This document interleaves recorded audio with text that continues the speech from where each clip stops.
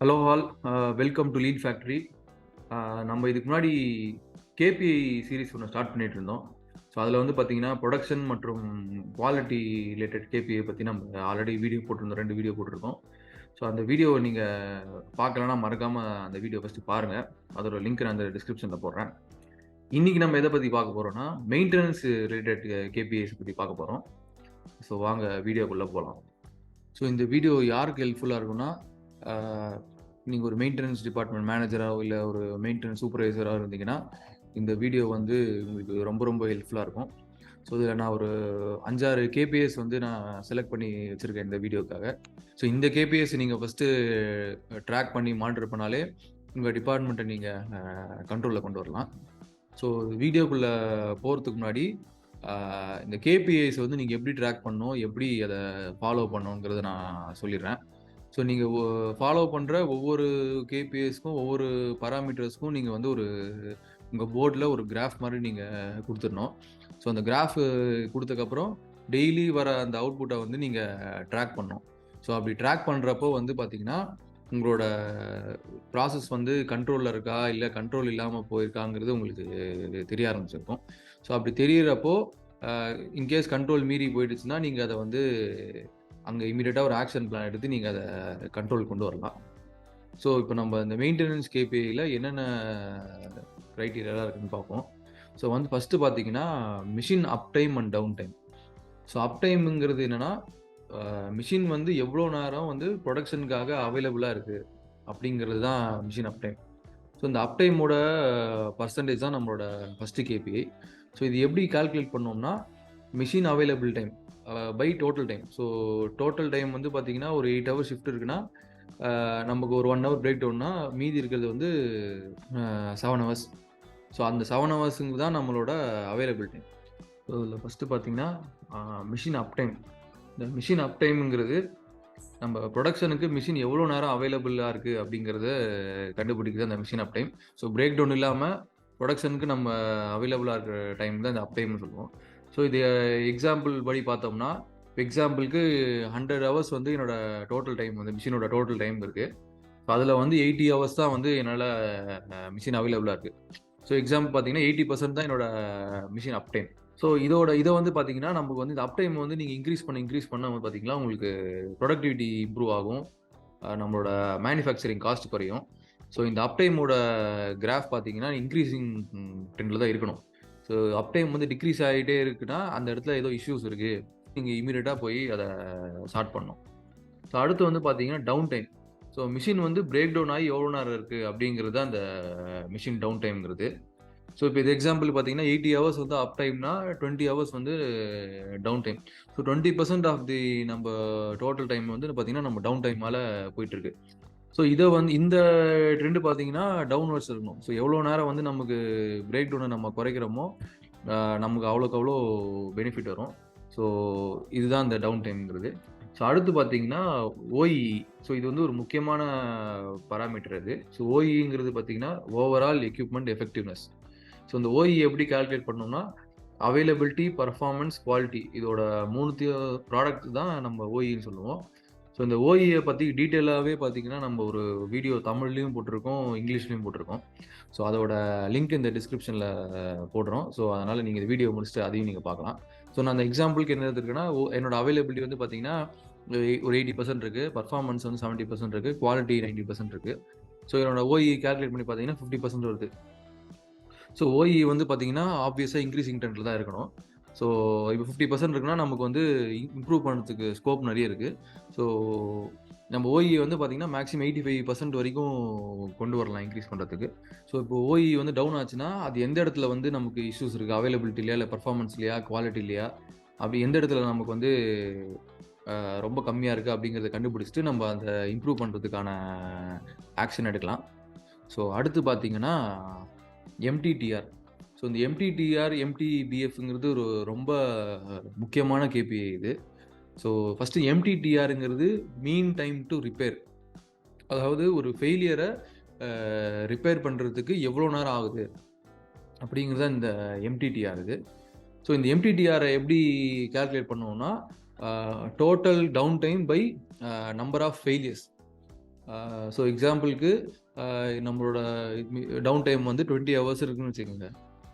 நம்மளோட எனக்கு வந்து 4 வாட்டி அது மிஷின்ஸ் வந்து ரிப்பேர் ஆகி ஸ்டாப் ஆயிருக்கு. ஸோ நம்பர் ஆஃப் ஃபெயிலியர்ஸுங்கிறது அதான். ஸோ அதை டிவைட் பண்ணி பார்த்தோம்னா என்னோட எம்டிடிஆர் வந்து பார்த்தீங்கன்னா 5 இயர்ஸ்.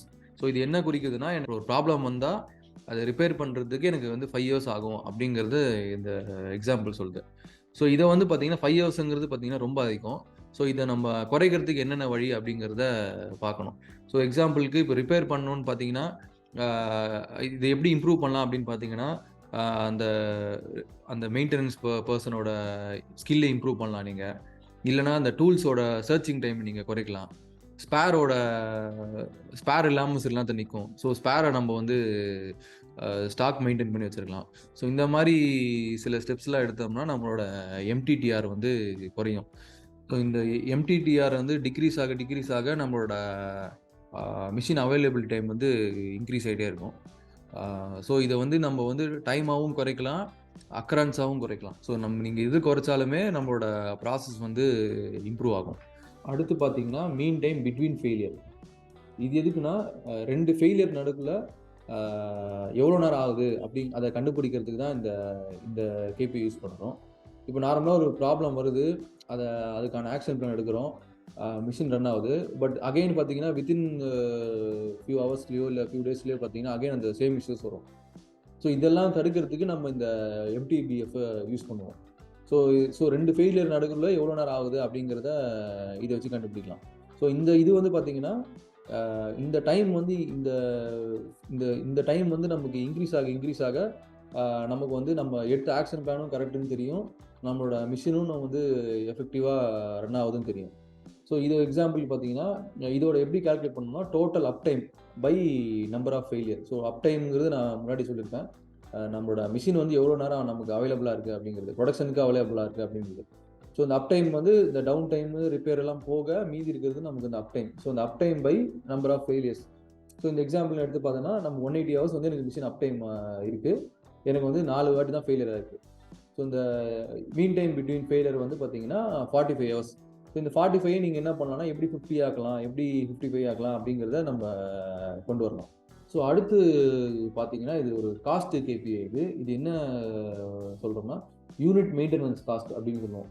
ஸோ இது எதுக்குன்னா, ஒரு ப்ராடக்ட் நான் மேனுஃபேக்சர் பண்ண மெயின்டெனன்ஸ்லேருந்து நான் எவ்வளோ ஸ்பெண்ட் பண்ணோம் அப்படிங்கிறத கண்டுபிடிக்கிறது தான் இந்த கேபிஐ இது. ஸோ இது எப்படி கண்டுபிடிப்போம்னா total maintenance cost by number of products produced. அதாவது நான் மெயின்டெனன்ஸுக்கு செலவு பண்ண காஸ்ட்டில் ஒரு ப்ராடக்ட்டுக்கு எவ்வளோ செலவு பண்ணியிருக்கேன் அப்படிங்கிறத கண்டுபிடிக்க அந்த கேபி. ஸோ எக்ஸாம்பிளுக்கு நான் வந்து மெயின்டெனன்ஸ் காஸ்ட் வந்து எனக்கு 10 lakhs rupees அப்படின்னா நான் 50,000 ப்ராடக்ட் ப்ரொடியூஸ் பண்ணியிருக்கேன். ஸோ என்னோட மெயின்டெனன்ஸ் காஸ்ட் பர் ப்ராடக்ட் வந்து பார்த்தீங்கன்னா 20 rupees. ஸோ இந்த 20 rupeesங்கிறது நம்ம ப்ராடக்ட் காஸ்ட்டில் போய் ஆட் ஆகும். ஸோ இந்த 20 rupees வந்து நம்ம எப்படி குறைக்கலாம் அப்படிங்கிறது தான் நம்மளோட நெக்ஸ்ட்டு ஆக்ஷனாக இருக்கும்.